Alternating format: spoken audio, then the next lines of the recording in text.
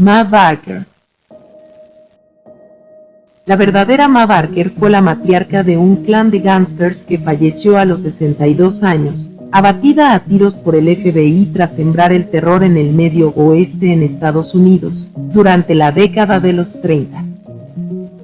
Y no solo inspiró un hit musical, también ha dado lugar a un arquetipo. La madre amantísima que no duda en atacar a quien sea cuando sus hijos están en problemas. Ma Barker es una historia intensa. Y va más o menos así. Arizona Danny Barker nació en 1873, en un pueblo de Missouri en el seno de una familia con fuertes convicciones cristianas que, por lo que sucedió después, dejaron muy poca huella en ella.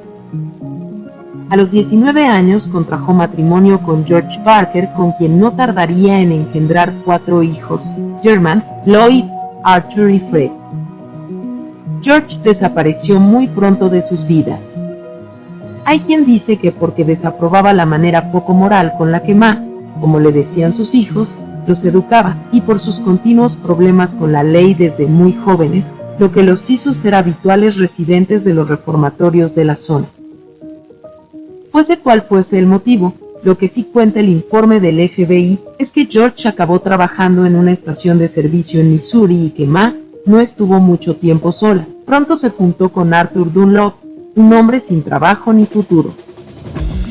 Los 4 hijos de Ma no mostraron nunca demasiado interés por los libros ni por el trabajo, pero tenían un extraño don para la delincuencia, y el apoyo de su madre, que no dudaba en presentarse y gritar en las comisarías hasta que sus vástagos eran liberados. A Ma le gustaban los coches caros y las armas y se sentía cómoda en los límites de la ley. La banda, que había empezado sembrando el terror en la meseta de Orsac, iba ampliando su territorio a base de pequeños golpes hasta que en 1927 todo se precipitó. Tras un atraco fallido que había terminado con un agente de la ley muerto y ante la perspectiva de volver a la cárcel, Germán, el hermano mayor, se disparó en la sien tras verse acorralado por la policía. Un año después, todos los hijos de Ma Barker estaban entre rejas y ella y su novio Arthur vivían en la pobreza más degradante. Pero esa etapa duró poco tiempo. Cuando Fred, el más violento, recuperó la libertad, se unió a un viejo conocido de sus tiempos en la prisión de Kansas, Alvin "Rippy" Karpis, uno de los pistoleros del legendario John Dillinger, el gángster al que el FBI había declarado el enemigo público número 1. Juntos fundaron una nueva banda, los Barker Karpis, en la que también se integró Arthur Barker al salir de prisión, y por supuesto, Ma y su novio, aunque este duró poco. En 1932 apareció muerto en una carretera. Parece que durante sus frecuentes borracheras maltrataba a Ma, y eso era algo que la banda no estaba dispuesta a tolerar. Los primeros golpes de la nueva formación se centraron en atracos a sucursales de pequeños pueblos, objetivos fáciles por su escasa seguridad, pero no demasiado lucrativos, lo que les llevó a diversificar el negocio y apostar por los secuestros de hombres adinerados. Tras el primero, un empresario cervecero, se embolsaron $100,000, por el segundo, un banquero, y dieron $200,000. Los Barker Karpis eran, junto a Dillinger y la pareja formada por Bonnie Parker y Clyde Barrow, la mayor pesadilla de J. Edgar Hoover, el famoso director del FBI. Pero el pueblo americano no lo veía igual.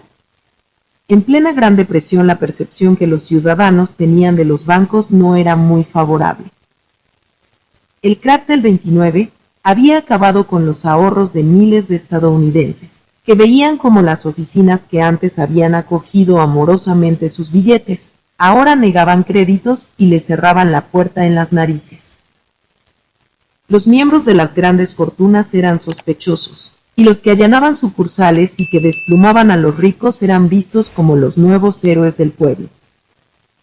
Pero las fuerzas policíacas no compartían esa línea de pensamiento y fueron estrechando el círculo sobre todos ellos. En mayo de 1934, Bonnie y Clyde fallecían tras una lluvia de balas en una carretera de Luisiana. En julio, Dillinger era abatido por el FBI a la salida de un cine. Los Barker Karpis se habían quedado solos en la cumbre, pero por poco tiempo.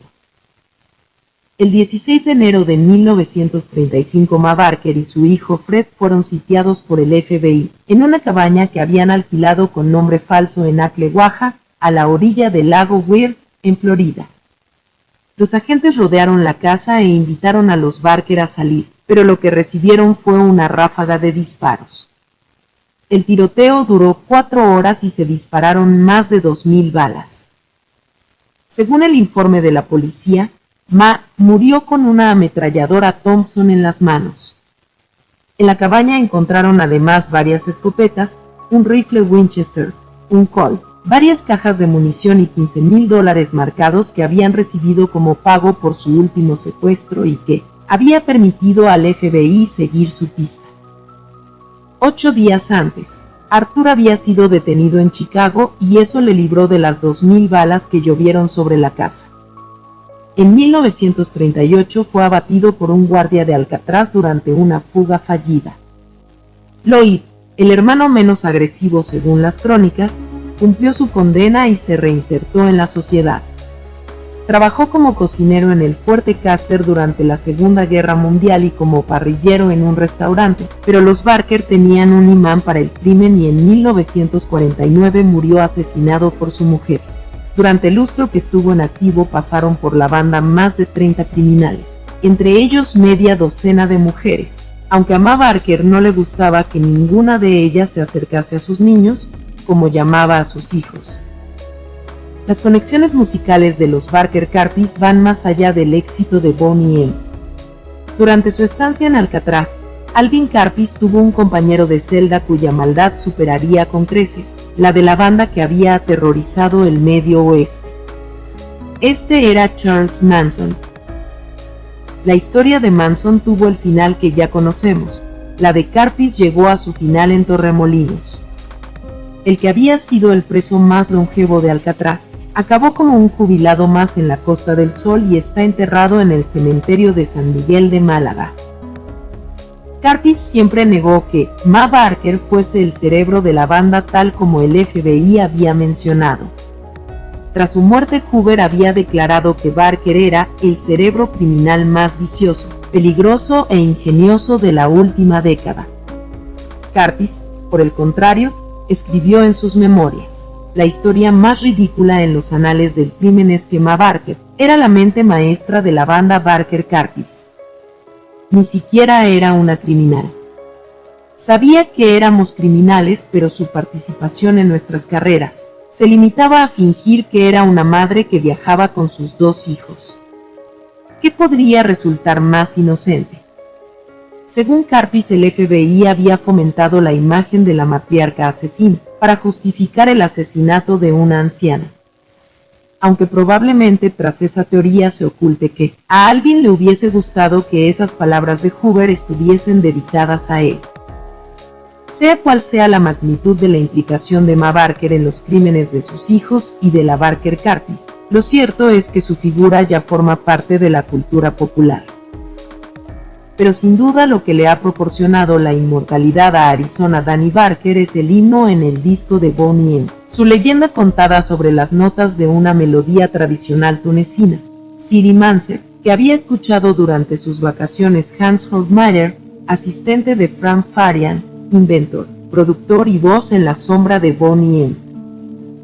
No fue la única vez que Liz Mitchell, Marcia Barrett, Maisie Williams y el acrobático Bobby Farrell se movieron al ritmo de la historia de un delincuente.